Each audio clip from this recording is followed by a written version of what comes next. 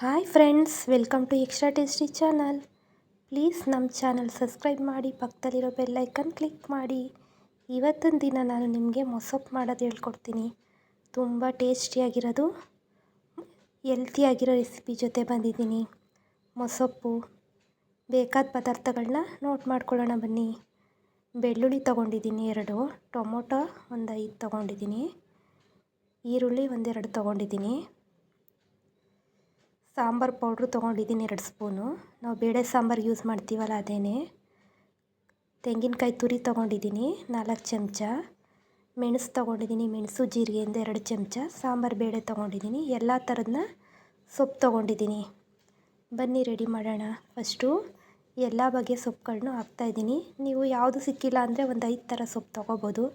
ನಂತರ ಎಲ್ಲನೂ ಮಿಕ್ಸ್ ಮಾಡ್ತಾಯಿದ್ದೀನಿ. ಟೊಮೊಟೊ, ಬೆಳ್ಳುಳ್ಳಿ ಪ್ರತಿಯೊಂದೂ ಸೇರಿಸ್ತಾಯಿದ್ದೀನಿ.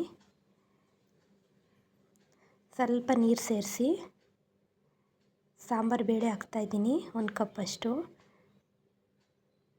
ಕ್ಲೋಸ್ ಮಾಡಿ 2 ವಿಷಲ್ ಕೂಗಿಸ್ಕೋಬೇಕು. ನೋಡಿ ಇದಾಗಿದೆ.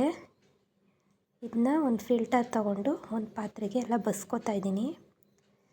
ಇದು ಸ್ವಲ್ಪ ತಣ್ಣಗಾದ್ಮೇಲೆ ಒಂದು ಮಿಕ್ಸರ್ ಜಾರ್ಗೆ ಹಾಕಿ ಗ್ರೈಂಡ್ ಮಾಡ್ಕೋಬೇಕು.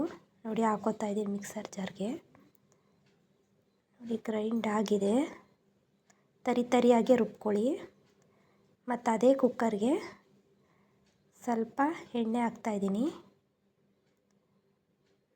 ನಂತರ ಒಂದು ಬೆಳ್ಳುಳ್ಳಿನ ಗೆಜ್ಜೆ ಹಾಕ್ತಾಯಿದ್ದೀನಿ. ರುಬ್ಬಿದ ಮಿಶ್ರಣ ಇದೆಯಲ್ಲ ಅದನ್ನ ಸೇರಿಸ್ತಾಯಿದ್ದೀನಿ. ನಾವು ಬಸ್ಕೊಂಡಿದ್ವಲ್ಲ ಅದು ಸಾಂಬಾರು, ಅದನ್ನು ಕೂಡ ಅದರೊಳಗಡೆ ಸೇರಿಸ್ತಾಯಿದ್ದೀನಿ.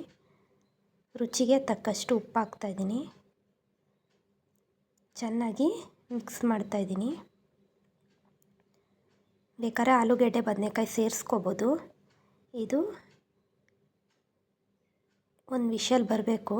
ನೋಡಿ ಬೆಂದಿದೆ. ಇದನ್ನು ಸರ್ವ್ ಮಾಡ್ತಾಯಿದ್ದೀನಿ. ಹಪ್ಪಳ ಉಪ್ಪಿನಕಾಯಿ ಜೊತೆ ಏನರ ಜೊತೆನಾದ್ರೂ ನಂಚ್ಕೋಬೋದು, ಏನು ಬೇಕಾದರೂ. ನೋಡಿ ತುಂಬ ಚೆನ್ನಾಗಾಗಿದೆ ಮೊಸಪ್ಪು.